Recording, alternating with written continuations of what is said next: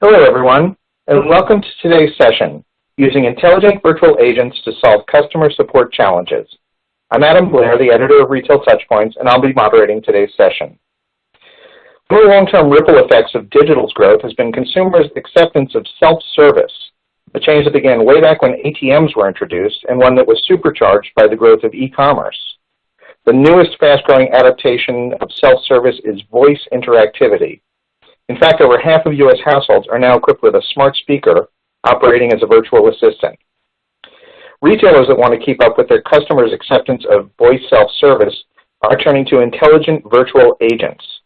During today's session, we'll hear how Pizza Hut and Stein Mart deployed IVAs to improve customer-facing communications while also streamlining operations and cutting costs, as well as ways other retailers can leverage these solutions.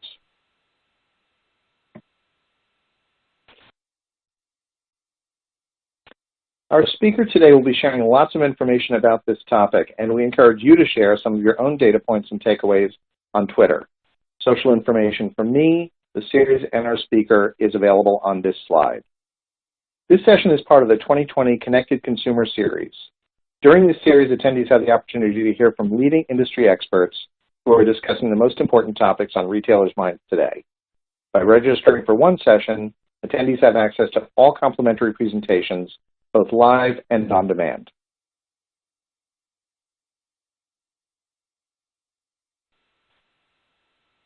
For those of you who may be new to Retail Touchpoints, here's a quick overview. We're an all-digital media company publishing 2 weekly email online newsletters,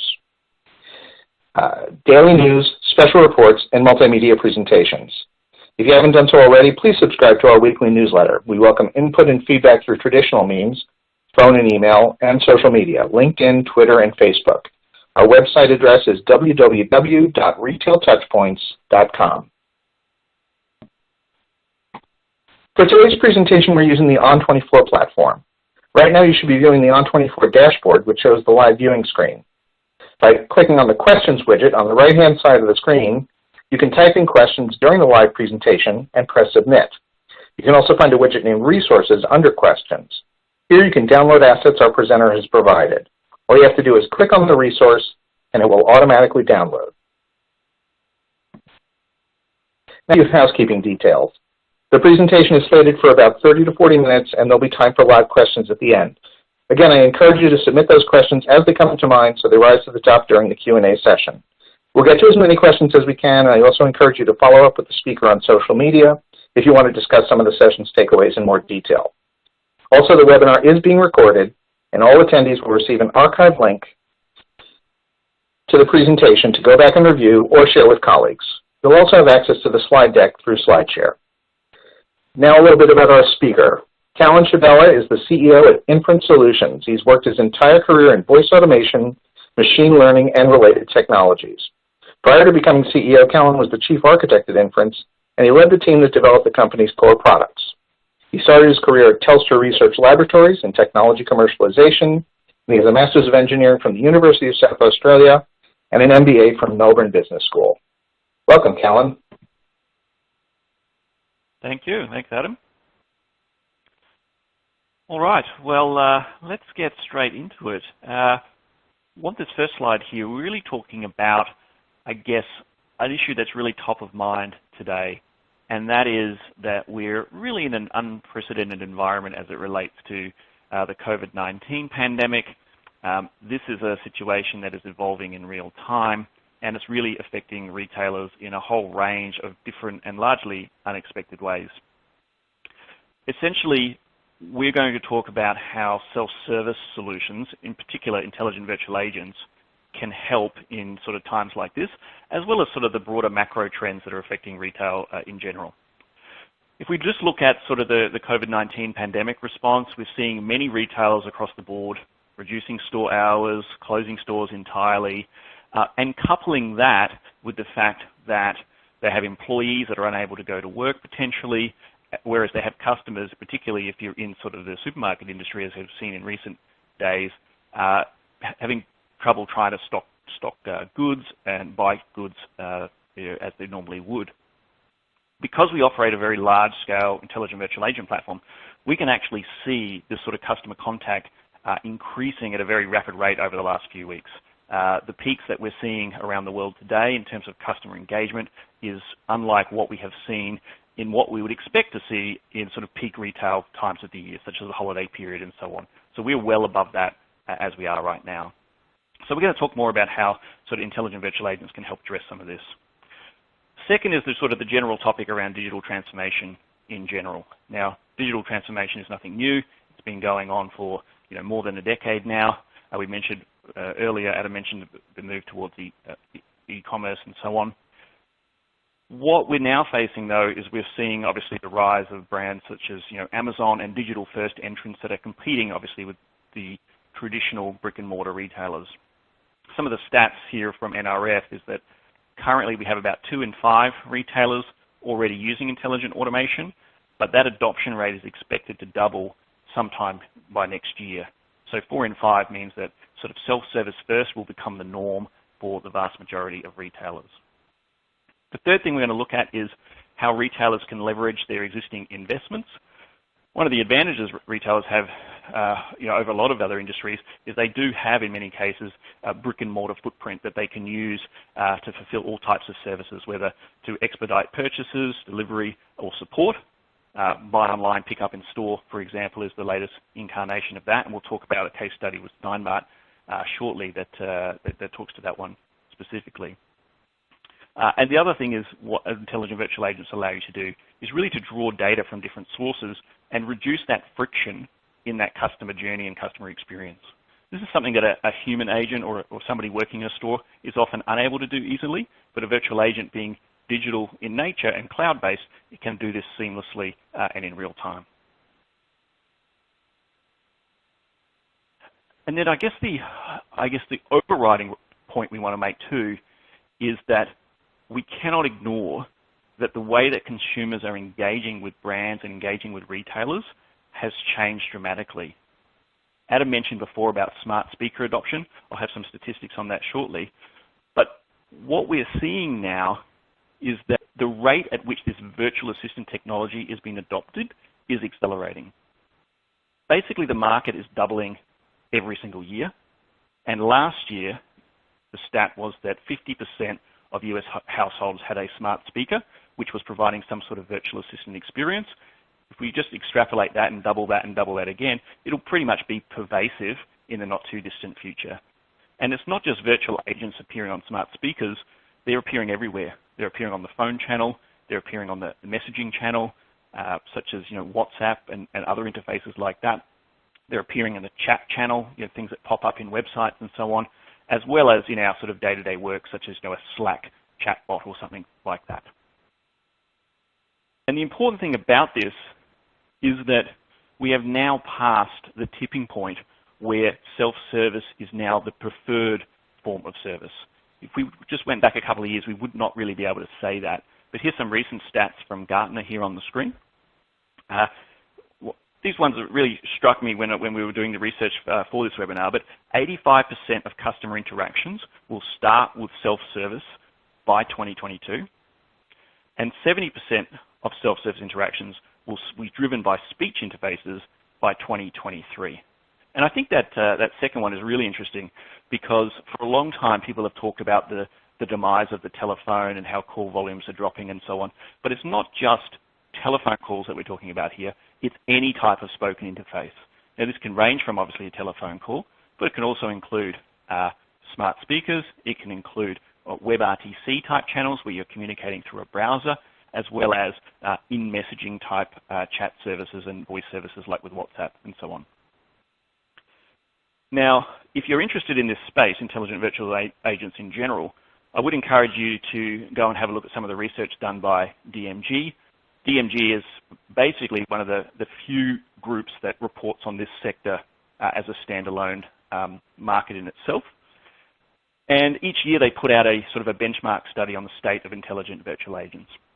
In last year's report, the CEO, Donna Fluss, had a really interesting quote here that I put on the screen, and it says, "A remarkable thing is happening in the realm of customer service. After years of rejecting self-service, customers are changing their tune, and consumers of all ages are showing a preference for self-service solutions over talking to agents." So if you were to ask the average person on the street, I think you'd probably hear something like, well, millennials are probably going to want self-service, but maybe an older demographic wants to speak to somebody. What the stats are now saying is that is changing, and changing very quickly in favor of self-service. Okay, so now let's just, I guess, pivot and just talk about exactly how virtual agents are being used in a retail environment. And we'll have lots of examples of this coming up. But essentially what a virtual agent is, it's a software construct that allows you to automate conversational interactions between customers and businesses across pretty much any channel. Voice channel, chat channel, text channel, and indeed things like a workflow channel or sort of like a back office type function. Some of the things that people are using them for, obviously allowing things to, sort of virtual agents to perform orders, to get purchasing assistance, to do proactive outbound notifications and so on, to do payments and a whole range of different things. Really the driving force behind it is kind of, I guess, in two areas. One is to improve the customer experience, reduce this friction as we mentioned earlier. But secondly, the costs associated with a transaction handled by a virtual agent are a tiny fraction of that compared to a human agent. In fact, you would typically expect around a 90% reduction in cost if you can handle it with a virtual agent. The other big area that we see with retailers is they often have a lot of legacy infrastructure. So they have hundreds of stores or even thousands of stores across a particular geographic region, so USA, for example. And these stores will have been deployed at various points throughout the last 10, 20, 30, 40 years, and will have different infrastructure in the store. How do you centrally manage something like that? And moving your virtual agent and customer care experience to the cloud allows you to handle things in the cloud first before distribution out to the store, particularly when it comes to things such as phone calls and so on.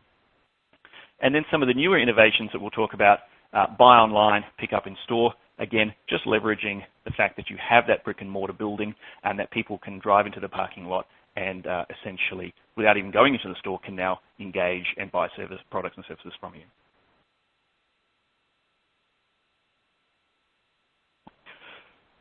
So what I thought would be interesting for this audience would be just to have a slide that you could go and look at perhaps later on, which just looks at the top use cases that we're seeing in retail as it relates to intelligent virtual agents. And I won't go through all of them that are here on the screen. Some of them are going to be pretty obvious. So things such as, an auto attendant or geographic routing type services. These have been around for very long periods of time. Touch tone, intelligent networks, and so on. What we're seeing now, though, is a shift of those towards what we call natural language interfaces, where rather than ask you to key in your zip code or something like that, it can just speak to you naturally, you respond naturally, and it works out what it needs to do, using technologies like speech recognition, natural language processing, and so on. Some of the other more interesting things I think that retailers are doing in this space include things like queued callbacks, where you allow a virtual agent to essentially wait on your behalf. So essentially someone waiting in the queue for you, but in this case it's a virtual agent. Doing things such as appointment bookings, which typically were very cumbersome and clunky to do over sort of touch tone or even basic speech recognition channels, but you can now do them quite easily and naturally with natural language processing, as well as a whole range of sort of back office functions. So some of the more interesting ones that I've seen recently are things like shift finder services, where an employee may be calling in sick, and you now have two problems. You need to obviously record that, but you now need to find another employee to be able to take that shift, and using a virtual agent to go out and find who that employee is, whether they ring them or text them or whatever, negotiate with them and so on. You can do all of that with a virtual agent. So what I'm going to do now is move into some sort of case studies of how leading retailers across different aspects of retail have been using virtual agents over the last, say, 12 months. These are all very recent deployments. And the first thing, or the first one here, is Pizza Hut. This case study is actually a case study from Australia. Inference as a platform is essentially a global platform. So we have customers that speak a whole range of different languages in a whole range of different countries. In this case, this one is from Australia. Now, Pizza Hut has a classic problem where they had old physical infrastructure that they were maintaining. It was expensive to maintain, and more importantly, it was very hard to modify, change, and adapt to things that might happen in the market. So they wanted to add a promotion, they wanted to change opening hours, they wanted to change various messaging. They would actually work with a professional services company to go and make that happen. And it was an expensive and slow process. So they wanted to improve the customer experience, but they needed to at the same time reduce the cost associated with it. Okay, so what they used in this case was the Inference Studio platform. They purchased a group of intelligent virtual agents that would essentially allow all calls to be filtered through those intelligent virtual agents. The virtual agents were completely natural language based in the sense that you could speak to them naturally. And one of the really interesting tasks in a franchise style environment such as this one is that you really need to know where that caller is, because you have very defined boundaries about where you need to send particular requests, right? So if you live on one end of the street and you would like to place an order, you may go to a different franchise than if you live on the other end of the street. So this had to be integrated into, in their case, a system called Menulog. And they also had a lot of people that would inquire about, hey, where is their order? Is it running late? And so on. And all of this was then delivered through IVAs. Now, we've done a separate case study on this that you can go and find out. We'll link to it in the resources so you can find out more about this. But very successful deployment, and again, really good example of using natural language and IVAs to solve a particular problem. The second one is what we would think of as sort of more traditional fashion retail. Stein Mart, it's obviously a large brand in the US, has hundreds of stores across North America. Interestingly, Stein Mart has been using intelligent virtual agents for quite some time. They're pretty proactive in kind of, I guess, thinking outside the box about how to do things and what sort of new technologies to deploy. They have that classic problem that I mentioned earlier where you have stores that have been deployed over quite some period of time, and they would have different technologies and systems within those stores as it related to the physical infrastructure. One of the most recent projects that they've added is a buy online, pick up in store service. And for those that are not familiar, it's essentially providing an e-commerce fulfillment solution. So you've bought the product online, but rather than actually have it delivered to you, you want to go to your nearest outlet, you want to pull into the parking lot, you want to either press a button, send a text, or do whatever, and then you want that goods to be brought to you, and away you go. So commonly referred to as a BOPUS. They had to reuse all the existing technology they had in their store. So in their case, they had overhead paging systems. They had no sort of physical buttons that they needed, that they could use, and so that was the only piece of new infrastructure that they needed to bring into the store. So in their case, they went with Amazon Web Services IoT buttons. This is a small little battery-powered button that you essentially can press. It triggers a call over the Wi-Fi of the store out to a cloud function, effectively. And that, in turn, causes an intelligent virtual agent to get involved in the interaction. Now, in this case, the intelligent virtual agent was integrated directly to the paging system in the store, so you could actually talk over the PA just like someone working in the store could do. You would use a synthetic voice, a text-to-speech voice. They could pick and tune the voice to make it sound exactly how they would like it, and so on. And it essentially allowed them to roll out a BOPUS solution in a very short order and at scale. Now, if you imagine if you don't have a BOPUS solution right now and you're dealing with people that don't necessarily want to come into your store because of social distancing and things like that, but still want to engage and buy products from you, this could be a very timely kind of solution and very quick to put into market. Okay, and then the third one, again, different type of retail. This one's more like space as a service, literally leasing you a locker that you can put goods into. This is a moving and storage company. This is a North American one. They have over 450 locations around the US. They also have 4 non-US countries as well, so throughout North and South America. And they really just had that classic problem of needing a way to get people to the right locations and figure out what was that right location. One of the interesting things about an organization like this is that they don't have a large staff footprint at each location. By their very nature, if you've been to a storage locker facility, there's not a lot of people typically walking around. They wanted to be able to use speech recognition, and so they did that. They equipped the IVA with speech recognition. In this case, it was zip code based, so reasonably simple. but they were able to reduce the costs associated with handling these calls and still get that caller through to a live person to do, for example, a booking or whatever. Now, they could have done that through the virtual agent entirely, but in their business rules and their business process, they wanted a live person to handle that new customer experience. Again, faster connect times to locations and a better customer experience overall, and obviously doing it at reduced cost. So this is more of a traditional one, but perhaps one that people don't think of as sort of a typical retail environment. Okay, now what I would encourage you to look at is in the resource section of the On24 dashboard. We're going to put some links there through to actual videos of the user experience in terms of the owner or the business retailer provisioning, managing, and changing services powered by the Inference Studio platform. So for those that are not familiar with Inference Solutions, we're probably best known for our Inference Studio IVA platform. It is pretty much unique in the industry in the sense that it is entirely designed for non-technical users to use. So you don't need to be a coder, you don't write any software or any lines of code. It's a complete drag and drop interface that you just need a web browser to provision. And importantly, it's generally available through existing business relationships that as a retailer you may already have.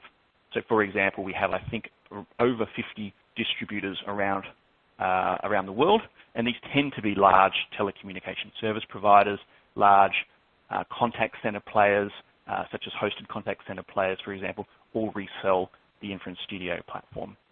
So have a look at that video. It'll show you various interactions, including the Opus one that we talked about, including building a natural language system that we talked about, as well as a few others, such as frequently asked questions and so on. The best way to really think about the Inference Studio platform is to imagine it kind of like an abstraction layer. It sits on top of lots of different technologies that are sitting out there in the cloud and allows you to consume those technologies without necessarily knowing how those things really work. So to give you a few examples, in a single interaction, you could use a bit of IBM Watson, a bit of Google Dialogflow, a bit of biometric technology, a bit of sentiment analysis from another vendor, and so on. And as more of these technologies emerge, they all get made available under the same Inference Studio platform. So you can literally switch things in and out, try things as you'd like. As a company, we have over 550 deployments around the globe. And when I mean around the globe, literally everywhere, ranging from Africa to Europe, to Asia Pacific, to North America, and so on. Pretty much deployments in every vertical, but we do notice that retail is by one of the definitely dominant verticals that we have. A lot of big retailers already using the Inference Studio platform today. As I said before, you can source it through any number of service providers, carriers, and hosted contact center players. And the software wins lots of awards, and I think we recently picked up a couple of awards recently. So if you would like to have a look at our website, you can find out more about those. And with that, I think I would move on to the Q&A. Thanks, Adam. Well, thank you so much, Callan. That was a great presentation, a lot of information in a relatively short period of time. We have gotten some questions in from the audience, and I'll direct them to you. The first one is, can I use virtual agents with my existing phone, e-commerce, and back office systems? I guess they're asking how easy it is to integrate with legacy systems or hardware. Yeah. It's a really good question, and I think it's a super important one because as we showed in the case study with, say, Stein Mart, in that sort of classic retail model, you may not just have one particular PBX or store-based phone system that you need to work with. You might have a dozen of those, and they could range from something that was recently deployed and put in a few years ago to something that was put in 20 years ago and may not have had a store refresh yet. Short answer is yes, you can, and the reason why it is you could be pretty confident in saying yes to that question is that these interactions are typically going to be handled in the cloud prior to actually arriving at a store. So for example, if you were using a carrier, let's pick a carrier like AT&T here in North America. AT&T will receive a phone call on a particular number. they'll know that needs to go to a particular store. But before they do that, they're going to route it through to, say, a virtual agent, if that customer has elected to have a virtual agent. That's going to collect a whole range of information.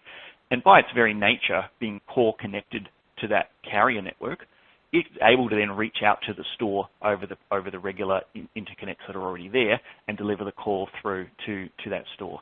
Now, it gets better than that. You can obviously collect information and screen pop that, if that's supported in the store, to the person that gets the call, or it may be automated entirely, in which case it never goes to the store. As it relates to other services, such as your CRM system, your order management system, or whatever it might be, yes, there are a range of, I think we refer to them as tasks. You'll be able to see tasks in the Inference task library that show pre-integration into things like Salesforce or Zendesk or a property management system or a store management system or whatever that might, whatever it might be. So the short answer is, if it doesn't connect to those things you already have, it won't be that useful. So it has to by its very nature. Great. Thank you. We have another question. How long does it take to develop and launch a virtual agent?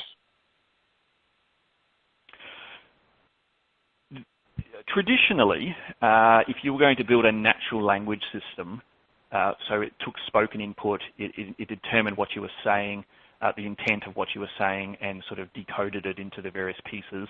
Imagine, for example, changing your address. There's lots of pieces of information you need to collect. Traditionally, if you were to build something like that, that could take many, many months. And in fact, one of the reasons that Inference came about as a company was as a frustration due to the fact that those types of projects took so long. The reality now with the Inference Studio platform, natural language technologies, speech technologies, all sort of seamlessly pulled together, is that you can deploy a natural language experience, if you really tried, in a few hours. So incredibly quickly. In fact, there was there is a video that we'll also link through in the resource section on a customer that wanted a COVID-19, so a coronavirus hotline that they wanted to set up that supported natural language interaction. So you could just ask it questions and it would look up information sources and then read the answers back to you.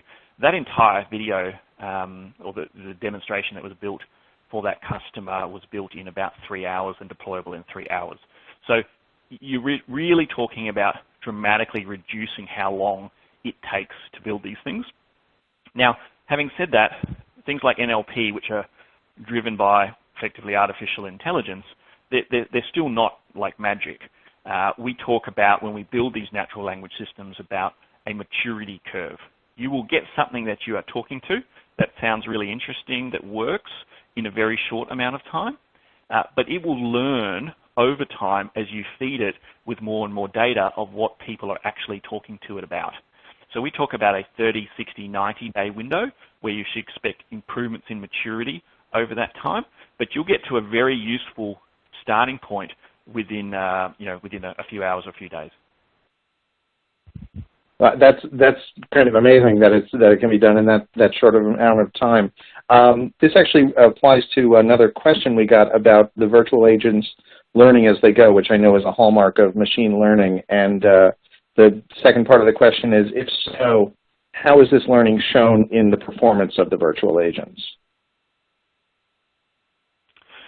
Yeah, that's a great question. So I'll speak primarily around spoken virtual agents. These ones tend to be the harder ones to develop. So any time that I speak to a virtual agent, there's sort of a few things that are happening at the same time. Firstly, there's the audio at which I'm speaking, and that is captured. We have that as essentially a file of audio information. The second thing is there is the transcription, which the speech engine takes that audio and tries to convert it into words, and so we have the transcript. Third is we have the confidence score. So how confident was that transcription engine in what I said? And then the fourth is the intent, which is what that actually means, and that is done by an NLP engine, which is all pulled together under the same studio environment. So tuning of these systems essentially revolves around looking for examples of low confidence and periodically looking for examples of high confidence just to make sure that it is on track.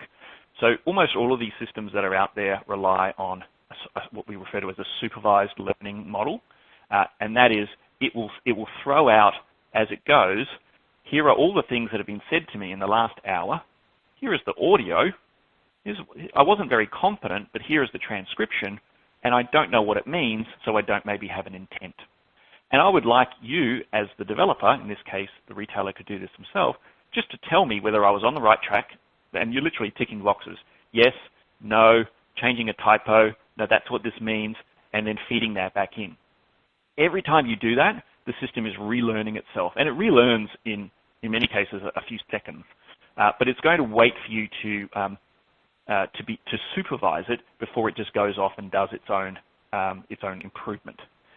So what you're really looking for when you build these things is a reduction over time in the amount of information that's appearing in that log, and that then means the amount of work you have to tune it is reducing over time as well. So early on, it's a very iterative process. You might go through that several times in a day as part of the deployment, but then over the subsequent days, you'll have to do that less and less and less.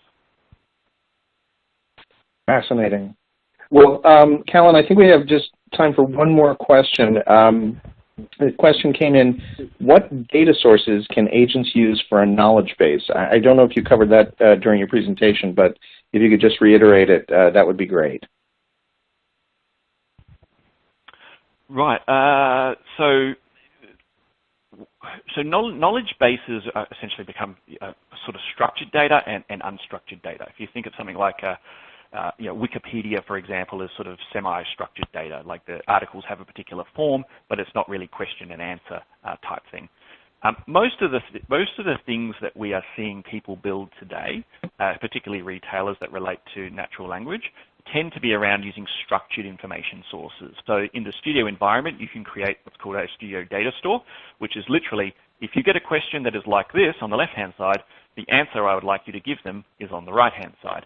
Just like think of it like a spreadsheet of questions and answer. Now these questions can be quite complex, and the answers can be quite complex, so they could draw out of third-party platforms and piece information together to read it back to you, for example. That is the typical data store. You can also link these through to existing knowledge bases as they emerge. So for example, one of the very popular NLP engines out there right now is Google Dialogflow. It has a knowledge base feature. That feature is still in beta right now. But this is a really important point to hone in on, is that this space is moving so quickly that you'll see new services emerging all the time.